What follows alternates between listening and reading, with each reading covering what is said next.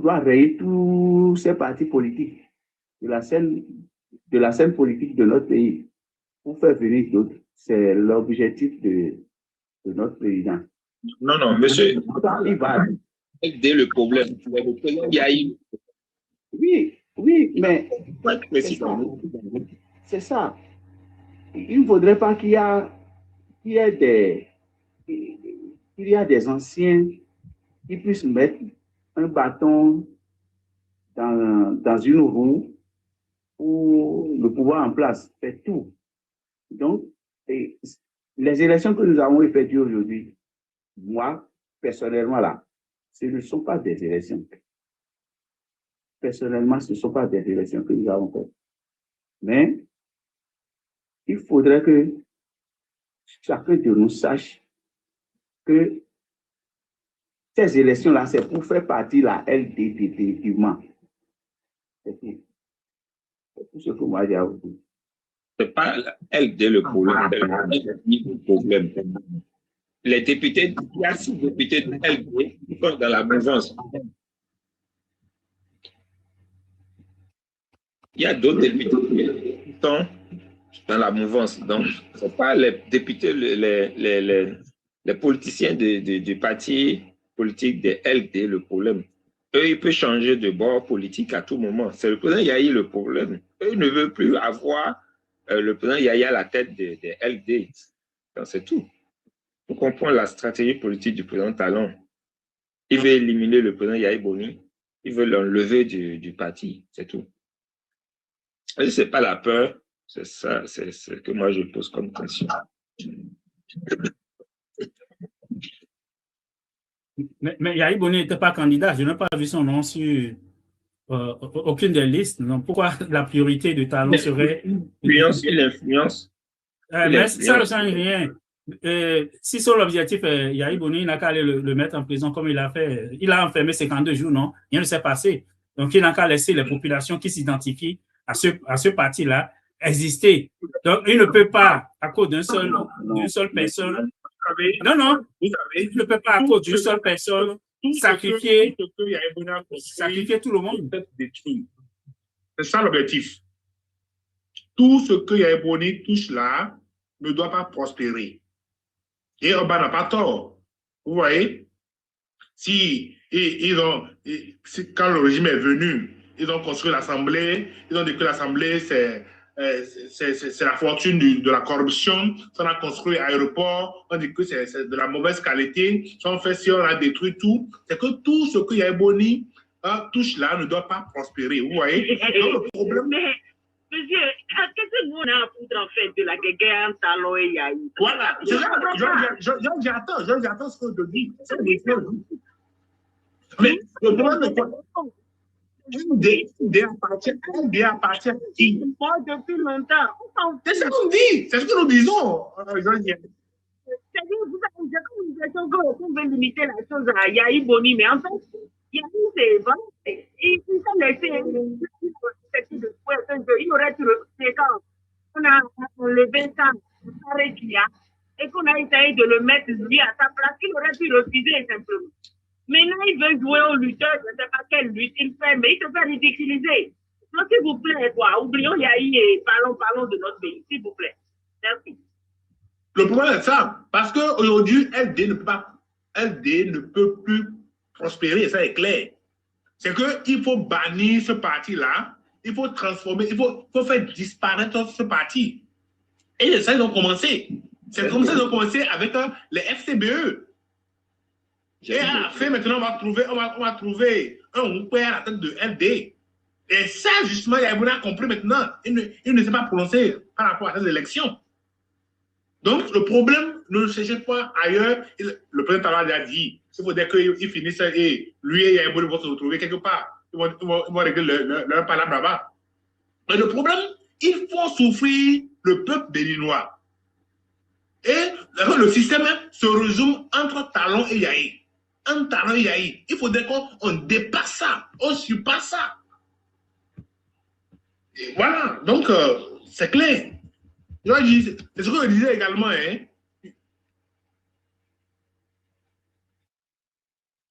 Ok, on va avancer. Donc, je ne sais pas si on a de nouveaux. Ok, vas-y, oui. En fait, le problème, c'est que si le président Yahi Boni n'était pas le président de LD, du parti politique de l'opposition de LD, on allait les favoriser à aller aux élections présidentielles. C'est le président Yahi qui bloque les LDA à avancer en République du Bénin. Il pouvait être resté comme président d'honneur, mais il n'était pas là.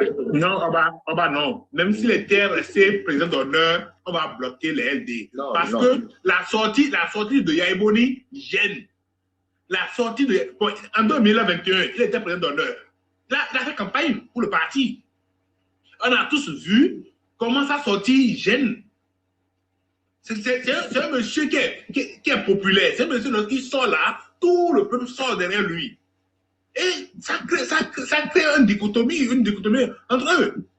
Donc, ce qui se passe aujourd'hui, ce n'est pas seulement le fait qu'il y a eu à la tête des démocrates, mais c'est qu'on doit effacer complètement tout ce que Yahi touche. Même s'il était président d'honneur, les démocrates vont subir le même scénario. Il n'y a rien à faire. Éducation, mieux, je pense que, de mon point de vue, c'est un faux débat complètement. Parce que, prenez par exemple Joël Aïvo. Quel est le rapport avec Joël Aïvo et Yahi Boni? Pourtant, Joël Aïvo est en prison. Prenez Adjavon. Quel est le rapport entre Adjavon et Yahi Boni? Adjavon est en exil, sans citer tous les autres. Le problème n'est ni Yahi Boni, ni Joël Aïvo. Le problème, c'est Patrice Talon. C'est lui qui ne veut pas que d'autres existent dans le système. Si tu dois exister dans le système, tu dois aller te mettre à genoux devant lui. Si tu refuses, il va t'écraser. C'est le problème. Donc, ne déplaçons pas le problème. Donc, que Yahi Boni sorte complètement de la politique, ça ne s'agira rien à la vision de Patrice Talon par rapport à la politique, par rapport au Bénin. Pour ce plan, ce n'est pas Yahi Boni. Donc, ce n'est pas le débat d'aujourd'hui. Il ne faut pas qu'on se laisse distraire ça. Le problème qu'on a au Bénin a un seul nom, et le nom, c'est Patrice Talon. Parce que notre pays n'est pas né en 2016. On a eu des présidents avant lui. On a vu comment ils ont géré. Il ne peut pas venir mélanger notre pays comme ça. On va chercher les boucs émissaires partout. Tous ceux qui sont en exil, là, il y a plusieurs personnes qui n'ont aucun rapport avec Yahi Boni. Pourtant, ils sont en exil, non? C'est la faute à qui? La faute, c'est à Patrice Talon. Donc, laissons ce débat-là et puis on va avancer. Oui, quelqu'un avait son micro ouvert. Monsieur Emanos, vous êtes encore là? Sinon, moi, je vais vous partager encore des résultats. Hein, on n'avait pas eu. Les résultats sont. Les résultats, normalement, la fermeture des bureaux de vote, c'est à quelle heure? Mais ceux qui ont commencé à l'heure, à 7 h, ils doivent finir à 17 h. Maintenant, les gens qui ont commencé à 10 h, même à Porte-Novo, il y a des bureaux qui ont ouvert vraiment beaucoup. C'est de 7 h à 17 h. Les bureaux qui ont commencé à 13 h et à 15 h doivent fermer plus tard. Plus tard, oui. On ne peut pas faire. Quelqu'un disait tout à l'heure que les gens sont sortis massivement. Ouais, mais ça c'est totalement faux. C'est M. Aladat. Oui, c'est totalement faux. C'est pour ça, moi, je. C'est M. Aladat qui avait dit l'essentiel de vote. Est-ce qu'il peut me dire là par où lui il est passé pour voir que les gens sont sortis massivement? Il n'a pas su le panel. C'est un élément qu'on avait joué. C'est en direct sur le. Ah ouais, mais le OTB, là, c'est la chaîne des mensonges du gouvernement. Ok, M. Sosten, votre micro, là, ça grésille vraiment beaucoup.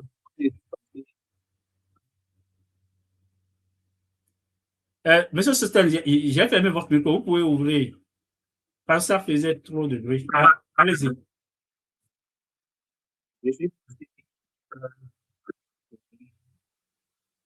À Papa aujourd'hui, quand on voit l'ambiance, on sait que vraiment ce n'est pas les élections que nous vivions. Nous qui avons au moins 40 ans là, l'ambiance que nous vivions pour les élections n'est pas celle que nous avons vécue aujourd'hui. quand tu sors, avant 2016, c'était déjà les rangs quand il s'agit des élections. Mais moi, je me suis promené pas mal aujourd'hui, hein, je me suis promené pas mal devant plusieurs bureaux de vote aujourd'hui. Les gens étaient présents. Mais je vois que le staff de la Sénat était plus nombreux que ceux qui allaient voter. Il faut que moi, je dise ça. Ok, nous déjà. Celui qui a dit tout à l'heure que ce sont les enfants, 30 ans, 25 ans, il s'agit pour dire qu'il y a élection, les élections sont bonnes. Il n'a pas mal dit, ça c'est vrai. Mais celui qui a dit que les gens sont sortis massivement, moi je ne sais pas. S'il peut me dire par où il est passé pour nous dire que les gens sont sortis massivement, la vie serait très bonne. Et les premiers, ok, est-ce que vous avez terminé? Ok, les premiers dépouillements montrent déjà que les gens ne sont pas sortis. Quand vous venez, vous prenez un centre de vote où il y a combien? 560 inscrits, on a dans les 100, 110, 115 qui ont voté. Donc ça montre que les gens ne sont pas sortis. On n'a pas besoin de faire de grandes études pour arriver à cette conclusion-là. Donc, ça fait pratiquement un cinquième. Un cinquième, oui, partout. Nous, on l'a dit sur notre plateforme Facebook dès midi de Cotonou, et les gens sont venus se jeter sur ça pour contredire. Parce que nous, on a envoyé les gens sur le terrain. Même dans le Bénin profond, on a envoyé des gens pour nous dire, pour nous faire un retour. Donc, les gens peuvent se cacher comme ils veulent. OK. Monsieur Maouillon, est-ce que vous m'entendez? Maouillon, ou bien c'est pas le nom qu'il a mis. Ou bien Mao Gamin. Je ne sais pas s'il m'entend, s'il était là pour prendre la parole ou pas. OK, il n'était pas là pour prendre la parole, il est descendu. OK, je peux vous partager 2 ou 3 résultats. Africa. Oui. En fait, moi, ce que je ne comprends pas, les 20% là, comment ils vont départager les 20%? Comment ils vont départager? Je n'ai pas bien compris la question. Parce que les démocrates ne sont pas en coalition. Est-ce qu'ils sont partis en coalition avec... Non, ils sont seuls, ils ont refusé. Mais donc, il y a d'autres députés ou quoi? Non, c'est pas même... Pour pouvoir avoir droit au partage des sièges, il faut d'abord réunir cette condition-là. Il faut que les démocrates aient 20% partout. Donc, si, par exemple, ils sont bloqués dans la 9e circonscription électorale, même s'ils ont 90% partout, là, ils n'auront pas droit au partage de sièges. C'est ça le vrai enjeu. Ça veut dire qu'il y aura un problème. Hein? Parce qu'aucun des partis, aucun des partis ne peut réunir les 20% dans cette... Mais dans la réalité des choses, aucun des partis, mais n'oublions pas que la Sénat est là et c'est eux qui sont à la Sénat. Monsieur Hermanos, vous pouvez prendre votre motion. Il y a le micro. Oui, monsieur mes chers frères, qui vous souviennent que dans ce pays, le Bénin, on a été aux élections et en pleine, après les élections, en plein processus, on est parti à l'Assemblée, on a changé les règles du jeu au cours du jeu. Donc, on attend de voir déjà les tendances et qu'est-ce qui prouve que le président ne veut pas les convoquer. C'est passé dans notre pays. Oui, monsieur Sostens, quand vous avez des motions, il faut écrire ça dans les commentaires. N'ouvrez pas votre micro tout le temps comme ça parce que c'est désagréable. Je vais fermer votre micro. OK, monsieur Emmanuel, continue. Donc, on a vu que les règles du jeu peuvent être changées au cours du jeu. Donc, on attend de voir ce que les grandes tendances vont donner. Et peut-être qu'ensemble, ils pourront repartir à l'Assemblée et ramener, au lieu de 20%, ils peuvent le ramener à 10%. Ou si ça les arrange, décidé de ne octroyer aucun siège aux démocrates. Quand on voit déjà les résultats qui sont sortis actuellement, ça nous prouve que si jamais Talon avait laissé les démocrates aller aux élections, même devant un criquet, son candidat n'avait aucune chance. Et il a compris, il a tout fait pour les écarter. Et avec ce schéma du moins de 20%, il va les leurrer, il va faire croire au peuple que c'est FCBE qui est devenu le nouveau parti de l'opposition en leur attribuant quelques pouces et en supprimant de l'échiquier national les LD. On attend de voir. Moi, c'est mes analyses que je suis en train de partager. On verra ce que, selon le calendrier que même nous ont fixé, selon le calendrier, normalement demain, nous devons avoir le dépouillement. Le 12, nous devons avoir le dépouillement de maison. Nous devons avoir le 13.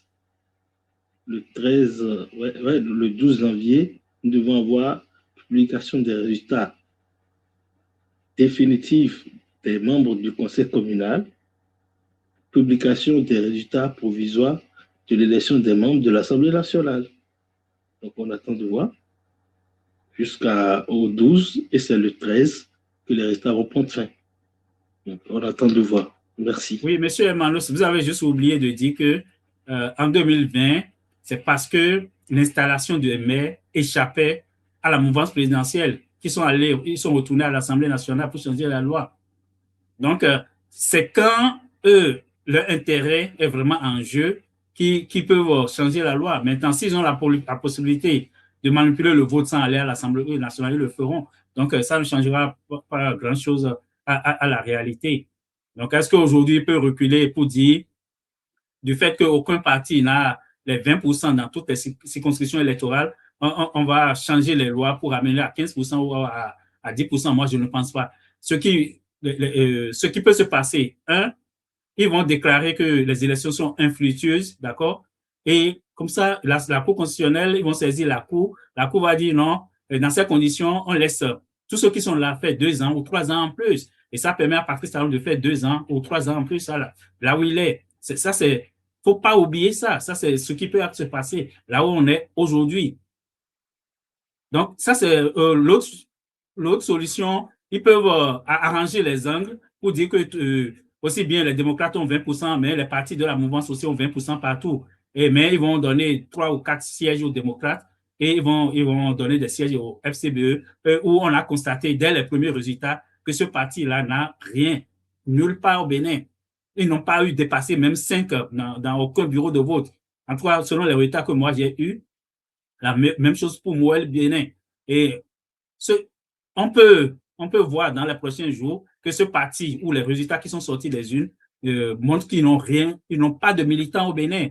Peut-être ils ont ça sur une autre planète, mais ils n'ont pas de militants au Bénin. Et pourtant, vous allez voir que c'est ce parti qui va être peut-être l'opposition à l'Assemblée nationale. Et c'est à ce parti-là qu'ils vont attribuer des sièges. Tout est possible au Bénin.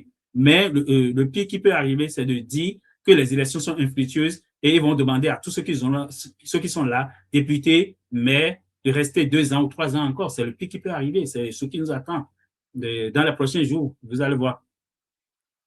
OK. Porte-parole, vous pouvez faire votre motion.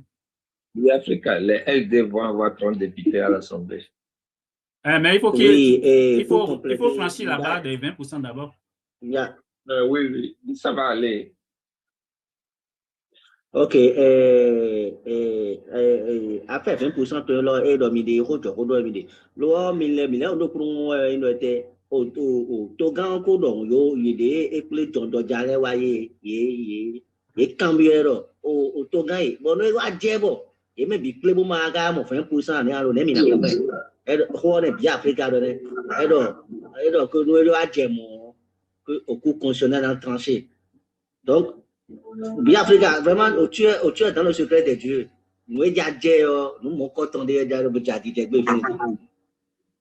parce que nous avons des beaux dieux, mais il y a des beaux puissants là. On est bien, au numéro de finale de l'image, on fait nous faire Bon, Togan, on fait mais voir réorganiser là. Moi, il me déjà. De quoi bien quand tata. Donc 20% ouais, donc 10% sur le plan et 10% sur le plan national et 20% par circonscription électorale. Kai! Et là, même bien t'expliquer ici moi là. Ici moi a dit ouais. Le FCB au millénaire on est au bien Africa au level of le FCB tout le très faible ni. Do e jo e dina bo do ina dunya kaja for fne di bo. Ina do que FCB on est parti politique de l'opposition pour représenter l'opposition d'assemblée. Donc, quoi, ouais, bla ko mi gba na be ko mo ni da no etan fe ka ja san to gbe diyan mi na pon mais il trop de boulot frère di be ja di do gbe ya o de mi o ton je na do malgré que il était surtout no kuro to vile ye so mi bi fi comme et na ron pe de bona du ya ni wa donc mi jogo to pon bo na bo dialogue pa bo pon yi onu yo da kan bi mi na akende mais résultat des titans que de ça les dieux ma lo mi na mo que na gbanu ye dieu que ya e ma le bona résultat mais ma publier de mais na wa tu voilà ja che ton les deux. Ok, merci beaucoup. Porte-parole, on va écouter les nouveaux venus sur le panel. Monsieur, c'est Esker, est-ce que vous êtes là? Monsieur Esker, vous pouvez ouvrir votre micro pour prendre la parole. Oui, bonsoir, monsieur Biafrika, comment vous allez? Oui, très bien, merci beaucoup. Ok, ça va très bien aussi de mon côté. J'ai l'habitude de suivre vos enregistrements, l'enregistrement de vos panels, de vos émissions sur YouTube. Et ça m'intéresse, tout ce que vous dites. Il y a des choses pour lesquelles je ne partage pas vos opinions. Ce soir, je vous suis connecté sur TikTok et je vous ai vu en live. J'ai pensé, j'ai souhaité, voilà, monter sur le live. Vous m'avez permis de monter. Je tiens d'abord à vous remercier tous ceux qui vous écoutent et ceux qui font le débat ici également. Je ne connais pas trop le sujet du panel. J'aimerais que vous me le rappeliez si possible. Merci. Non, on parle des élections qu'on a eues aujourd'hui. Si vous avez suivi un peu tout au long de la journée, vos impressions par rapport à ces élections, au taux de participation et les premiers résultats qui sont sortis, si vous avez vu, qu'est-ce que vous pensez de ces résultats-là? Donc, c'est le débat. Ok, merci bien de me l'avoir rappelé. J'ai suivi les élections. Ces élections, pour moi, se sont bien déroulées. Je n'ai par contre pas suivi les dépouillements. C'est à cela que je suis en train de m'apprêter. Je suis en train de faire des recherches sur les réseaux pour voir si entre-temps il y a eu des dépouillements. J'aimerais suivre pour voir comment ça se passe. Quant à ce qui concerne le taux de participation, je ne peux pas trop apprécier parce que je n'ai pas eu trop de mouvements dans la ville aujourd'hui. Je suis beaucoup plus resté à m'occuper de mes activités et ainsi de suite. Mais je pense que dans ce qui concerne la paix, tout s'était bien déroulé. Il n'y a pas eu de dégâts. Je n'en suis pas informé. Je n'en ai entendu nulle part pour le moment. Et je pense également que les organisateurs des élections sont bons. Moi, par exemple, sur mon lieu de vote, j'avais vu des observateurs de l'Union africaine sur le terrain qui étaient venus pour observer comment les choses se passaient. Si, dans la suite des choses, les résultats seront affichés tels que le peuple, la population a voté, et je pense que ce serait encore une grande victoire et on va voir ce que ça va donner. Mon souhait, c'est que ceux que j'ai soutenus, ceux pour qui j'ai voté puissent gagner afin que nous puissions continuer les bonnes choses dans le pays. C'est bon, vous avez pu lancer le service. Ok, merci beaucoup. Okay. On peut fermer le micro maintenant si vous avez terminé, parce qu'il y a un son qui est derrière vous. Ok, c'est bon. Ok, Monsieur Magia, est-ce que vous êtes revenu? Vous avez des éléments à apporter? Il n'y a pas d'éléments, j'écoute seulement, il n'y a pas d'éléments. Ah, ok. Parce que pour moi, c'est une nomination, j'attends le résultat des nominations. Donc, il faut attendre encore peut-être 2 ou 3 jours pour savoir déjà les tendances officielles comme ce que la Sénat va présenter comme tendance officielle. Mais moi, je rappelais tantôt les scénarios possibles. Première chose, on peut dire les LD n'ont pas 20%, donc les sièges, vu que les autres partis sont en accord de gouvernance, que les autres partis vont se partager les sièges, c'est-à-dire UPR, BR et FCBE, donc, et Moël Bénin, les 4 partis vont se partager les sièges. Je parle de l'Assemblée nationale, hein, parce que les élections communales, les LD ne sont pas présents, donc le problème est réglé de ce côté-là. Donc, l'autre option, c'est ça c'est le premier scénario, c'est que les LD n'ont pas les 20%, par exemple, on peut dire, dans la 19e, par exemple, il peut dire que les LD n'ont pas 20%, dans la 19e, on est au groupe autour de Porto-Novo, la 20e, autour de Avranco, Wenki et la zone de Adjoun et autres, là. Il se peut que les FCBE n'ont pas 20% dans ces zones-là. Donc, pardon, les LD, j'allais dire. Donc, si on dit, on les élimine comme ça, ils n'ont pas droit à la répartition des sièges. Donc, les partis soutenant l'action du gouvernement seuls vont se répartir les sièges. Mais dans la réalité, selon les premiers résultats qui sont sortis, on peut dire aussi qu'aucun des partis, même ceux qui sont en accord ou en alliance, aucun des partis n'a eu les 20%. Là, qu'est-ce qu'on fait en ce moment-là? C'est une question qui était que les gens avaient posée, recyclée plusieurs fois. Et puis, on a dit, il faut saisir la Cour constitutionnelle. Quelles sont les options? Parce qu'on n'a pas on n'a pas encore vécu ce genre de scénario par le passé. Qu'est-ce que la Cour peut dire? Soit la Cour déclare toute l'élection officieuse et on dit, on va laisser quelques mois ou quelques années pour organiser une nouvelle élection. Pendant ce temps, Parti Salon peut faire 2 ans encore ou 3 ans. Les députés qui sont là vont continuer 2 ans. Les maires aussi peuvent continuer 2 ans. Ça, c'est possible. Ou la Cour peut dire, OK, on laisse tomber peut-être les 20% et on revient à notre source, notre ancienne source où on va repartir les votes au prorata de ce qu'on a retenu sur le terrain. Est-ce que c'est possible? Je ne pense pas parce que ce scénario ne va pas arranger la mouvance présidentielle. Donc, je ne pense pas qu'ils vont aller dans ce sens. Là. Dans tous les cas, je ne pense que tout est déjà peut-être réglé quelque part dans un bureau climatisé. Et là, on est en train de se débattre pour rien. Et ils vont nous flanquer ça devant d'ici 2 ou 3 jours. Bien fait. Oui.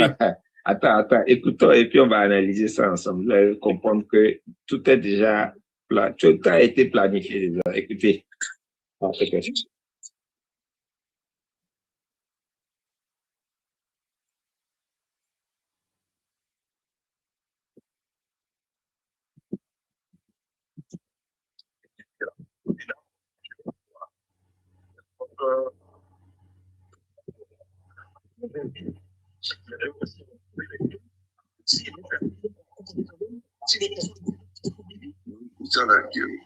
Qui a dit ça? Ah oui, non. Personne.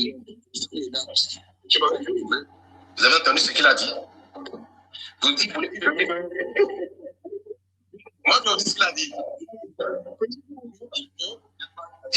Monsieur le Président, considérez que nous jouons notre rôle. Nous jouons notre rôle d'opposant. L'opposant qui parle de ça. Et le président Talon a dit c'est bien dit. Vous avez entendu? Non. Ah bah, non. Attends. Considérons que nous jouons notre rôle d'opposant. Et le président Talon a dit c'est bien dit. Et je retourne en arrière. Attends. Non, il ne peut pas parler comme ça en tant qu'opposant. Mais ça a quoi à voir avec le débat qu'on fait? Moi, je ne vois pas le lien entre l'audio et le débat qu'on fait. Proposition des démocrates. Donc, le président Talon a été clair. C'est-à-dire, il les a déjà fait il les a déjà expliqué beaucoup de choses par rapport aux élections de 2026. Donc, je ne sais pas pourquoi ils sont partis aux élections encore. Non, ce débat-là, ce que Akkad est en train de dire, c'est qu'en tant qu'opposant, je n'avais pas de pause. Il fallait me laisser tout finir. D'abord, tu vas comprendre là où je veux venir. OK. Attends, je vais. Voilà, attends. Il a dit ici, nous jouons notre opposant.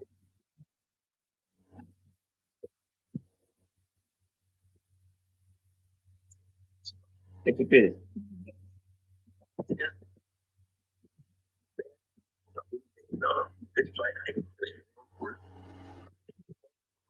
Sauf que les acteurs politiques sont tellement exemplaires que personne ne peut rien dessus. Et il y en a déjà qui vivent l'histoire. Et parce que je dois y payer. Donc, il a été clair. Donc, les gens n'ont pas compris, les démocrates n'ont pas compris les propos du président Talon. Pourquoi aller aux élections alors?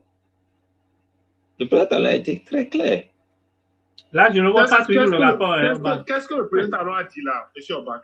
Parce que moi, je ne vois pas toujours le rapport. Non, bien, mais attends. M. Oba, le président doit donner l'exemple. Oui, qui va? L'exemple de quoi? Voilà, le peuple a dit qu'on ne veut pas aller aux élections avec ce code électoral. Est-ce que les démocrates ont écouté le peuple? Comment? Ah. Vous savez, à Tchadé, ce qu'ils ont dit, ce n'est pas la majorité. Ce que M. Tchadé a dit, ça, en fait, je parle de la phrase du chef de l'État en disant n'oubliez pas que, attendez, M. Oba, n'oubliez pas que en ce moment-là, le président Talon est assis sur le fauteuil présidentiel. Et en aucun cas, ils ne doivent de respect. D'accord? Et ce que M. Achadi a dit, nous ne sommes pas d'accord avec vos idées. Et ne soyez pas comme si nous, en tant qu'opposants, on s'oppose à votre idéologie.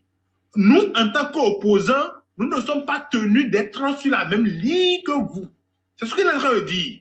Ouais. Et maintenant, comment dit-on, ce que pour le président Talon, c'est que les politiciens, le politique même en question, doit être un exemple pour les citoyens lambda. C'est ce qu'ils ont dit par là. Maintenant, ça n'a rien à voir avec le débat qu'on est en train de faire actuellement. Non, je ne ménage pas, mais moi je suis en train de vous faire comprendre que les élections de 2026 là, le moment où les démocrates ne devaient pas se présenter. Parce que d'abord, le code électoral ne les arrange pas. Mais pourquoi aller aux élections? C'est ça la vraie question. Pourquoi aller aux élections? Parce que vous savez bien que le code électoral... Je vais vous dire pourquoi les démocrates ont choisi d'aller aux élections. Je vais vous dire pourquoi les démocrates ont choisi d'aller aux élections de 2026. Vous vous rappelez qu'en 2020, la résistance avait décidé de boycotter les élections. Et les démocrates avaient tenu tête et on leur a octroyé 28 députés. Et dans leurs expériences, ils se disent, mais OK, comme les élections passées, nous avions, le régime actuel les a volé leurs élus, alors ils vont faire tout possible, cette fois-ci, pour gagner les élections de façon ouverte, pour montrer au peuple que oui, ils peuvent quand même tenir parole. D'accord? Maintenant, vous savez, ce régime, c'est un régime autocrate, c'est un régime qui anticipe tout. D'accord? Si le président Patrice Talon, moi, je ne sais pas si c'est un don, il arrive toujours à anticiper, il analyse et il joue sur les faibles. Et tout ce qu'il fait, et vous pensez que non, oui, c'est parce qu'il est bon, c'est que lors de ces échanges-là, il est su une note à la lettre, et après, il retravaille tous ses propos. Vous voyez, tout ce qui se passe aujourd'hui, c'est pas quelque chose qui est planifié en 2025 ou 2024, c'est déjà planifié depuis 2017 ou 2016 que Talon était venu. Monsieur Talon était venu avec un agenda, avec un projet de société qui était bien clair, bien défini. Et il sait très bien que si tant que lui est là et que Yahi et lui ne parlent pas le même langage, il aura un dysfonctionnement. Vous avez constaté ça. Et c'est pour cela qu'elle a commencé à... Pourquoi Yahi s'oppose à lui? C'est parce que Yahi a perdu les élections. Non. Yahi s'oppose à lui parce que quand le régime Talon est venu, il a commencé par détruire tout ce que Yahi a construit. On commençait par l'aéroport de Tourou. On commençait par la démolition de l'Assemblée de Porto-Novo, en salissant que toutes les routes que Yahi avait faites, ce sont des routes qui ne sont pas bien construites. alors il faut tout démolir pour reconstruire. Et quand le régime a envoyé les dénotés en exil, les Koutis en exil, c'est là que Yahya s'est opposé. Sinon, Yahya n'était pas opposant automatique. Donc, il faut comprendre le système, il faut comprendre l'histoire de la position de Yahya avant de couiller sur ça. Sinon, ça n'a rien à voir avec tout ce qu'on a dit aujourd'hui. C'est parce que Yahya en a marre des inégalités de ses compatriotes. Parce que pourquoi venir envoyer les autres en exil, détruire tout ce que lui, il a construit? C'est salir l'image de Yahya. Oui, monsieur Biafrika, j'aimerais parler. Oui. Il ne faut pas donner espoir au peuple alors, parce que vous savez. Monsieur Éducation et monsieur Oba, je pense que les deux sont en train de mener le sujet du jour sur notre terrain, ce qui n'est pas vraiment important pour la soirée là. Et puis de deux, monsieur Oba dit que les démocrates ne devaient pas aller aux élections. Ça, c'est un discours qui a souvent circulé. Moi, j'aimerais savoir qu'est-ce qu'il propose qu'on puisse faire. Qu'est-ce qu'il propose qu'on peut faire? Qu'est-ce qu'il propose que les démocrates doivent faire ou bien qu'ils peuvent faire pour pouvoir changer la donne? Maintenant, quant à monsieur Éducation, ils ont fait des propositions. Monsieur, un instant, s'il te plaît. Monsieur Éducation, quant à monsieur Éducation, je voudrais qu'il revoie un peu tout ce qu'il est en train de dire, qu'on a détruit, par exemple, l'Assemblée qui est construite à Porto-Novo. Ça, ce n'est pas le cas. L'Assemblée nationale, est-ce que vous l'avez vu, la construction, le bâtiment était déjà achevé avant qu'on ne vienne la démolir. Donc, il y a des choses que, si vous voulez dire, vous allez avoir quand même certaines précisions. Monsieur Escal, je vais vous dire que moi, j'ai travaillé à Porto-Novo. Excusez, j'ai travaillé à Porto-Novo. Et je viens au quotidien au Bénin et à Porto-Novo. Nous sommes d'accord? Or, le bâtiment qui est mal construit, il va tenir pendant au moins 8 ans. Pour détruire ce bâtiment, il a fallu 8 ans pour détruire ce bâtiment. D'accord? Jusqu'aujourd'hui, monsieur Éducation. Le débat que vous devez mener là. Non. Je dis, moi, j'ai parcouru le pont de Porto-Novo, j'ai étudié à Porto-Novo. Ce que je dis, c'est quoi? Est-ce que l'Assemblée qui a été démolie là a été complètement achevée? Quelles sont les raisons officielles pour lesquelles l'Assemblée a été démolie et pour qu'on a commencé par reconstruire une autre Assemblée? C'est de cela qu'il s'agit. Moi, je ne suis pas venu pour dire que telle a raison ou telle a tort. Vous comprenez ce que je dis? Maintenant, non, je pose une question. Attendez, je pose une question. Supposons que là où vous êtes aujourd'hui, vous avez entamé un projet et qu'aujourd'hui, vous décidez. Est-ce que vos enfants vont démolir ce que vous avez construit pour dire que bon, ce que vous avez commencé, que ce n'est pas bon? Non, monsieur. Lorsque quelque chose n'est pas bon. Non, vous m'avez posé une question, laissez-moi répondre à la question. Vous répondez, c'est ça? Ou bien vous me laissez répondre? Ok, je vous écoute. Non, laissez-moi répondre. L'exemple que vous donnez d'abord, ça ne cadre pas forcément avec le cas en espèce. J'aimerais vous poser des questions un peu plus techniques. Le bâtiment de l'Assemblée qui a été démoli là, le bâtiment a été lancé à quelle période et à quelle période est-ce que le bâtiment, la construction est censée être achevée? Terminée, on devait terminer la construction. Vous connaissez, vous pouvez me donner des précisions là-dessus? Ok, les amis, je vais arrêter ce débat-là parce que ce n'est pas le débat du jour. Si vous voulez, pour vous faire rire, je peux vous donner 2 informations sur ce dossier-là, parce que je connais quand même pratiquement tous les grands dossiers du Bénin. Je les connais. Juste un instant, il y a un micro qui est ouvert. Juste un instant. Je vais fermer le micro.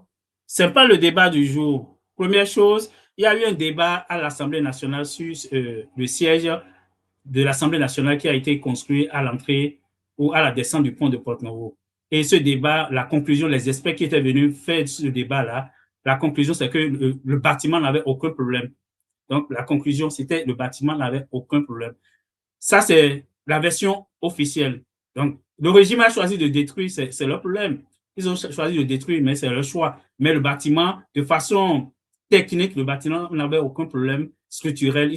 On pouvait finir le bâtiment, achever le bâtiment, et puis les gens peuvent bien sûr aller là-bas. Peut-être qu'ils voulaient construire quelque chose de beaucoup plus grandiose, c'est leur choix. Et deuxième chose, ça c'est officieux.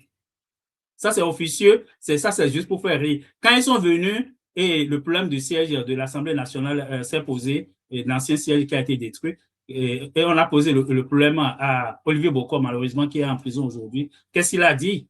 Il a dit que tous les marchés ont été déjà donnés. Tous les marchés ont été déjà donnés. Donc, eux ne peuvent pas terminer un projet où tous les marchés ont été déjà donnés. Donc, ça fait partie des raisons, mais il y a dit des raisons officieuses, parce que je n'étais pas là, l'information a circulé, je n'étais pas là. C'est pour ça que je mets ça entre guillemets. Et les connaissant le profil de ceux qui dirigent le pays, je pense que ça peut être une bonne raison aussi. Mais ce n'est pas là, on ne va pas perdre du temps sur ça aujourd'hui. Si vous voulez faire un débat sur ça, on peut animer un autre panel. Monsieur Leroy, est-ce que vous m'entendez? Monsieur Leroy. Oui, je suis à l'écoute du bonsoir. Oui, est-ce que vous voulez prendre la parole? Oui, bonsoir, je suis à l'écoute. Non, pour le moment. Est-ce que vous ne souhaitez pas prendre la parole? Ok, vous êtes monté. Ok, on était sorti complètement du débat. Hein. Maintenant, on a commencé à parler d'autres choses. Au fait, pourquoi Monsieur Biafrika, j'aimerais poser une question à Monsieur Oba. Je vais expliquer à Monsieur Biafrika. Monsieur Oba, j'aimerais lui parler de quelque chose rapidement, si vous me permettez. Attendez d'abord, laissez Monsieur Oba.